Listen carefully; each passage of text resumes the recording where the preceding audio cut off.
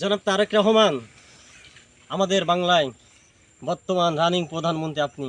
আপনাকে সেলুট জানাই, ভালোবাসা জানাই, আপনার জন্য দোয়া ও ভালোবাসা রইল। কিন্তু আমার কথা একটাই, আমার বক্তব্য একটাই, আমার অন্তরে ব্যথা একটাই।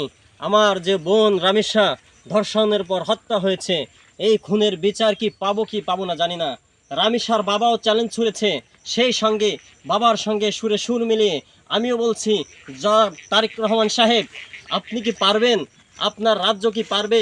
আপনার শাসন ব্যবস্থা কি পারবে আমার এই ধর্ষক বোনের হত্যা বোনের বিচার করতে? যদি আপনারা ব্যর্থ হন, আপনি মাননীয় প্রধানমন্ত্রী এবং আপনার আইনজীবীরা, আপনার আইনমন্ত্রী, স্বরাষ্ট্রমন্ত্রী, আপনারা ক্ষমতাশীলরা, আপনারা দেশের ব্যক্তিবর্গগণ যদি আপনারা রামিসার হত্যার বিচার করতে ব্যর্থ হন, তাহলে আমাদের খুনিকে আমাদের হাতে তুলে দেন, আমাদের বোনের খুনিকে আমাদের হাতে তুলে দেন। আমরা আমাদের বোনের খুনের হত্যার বিচার আমরাই তুলে নেব।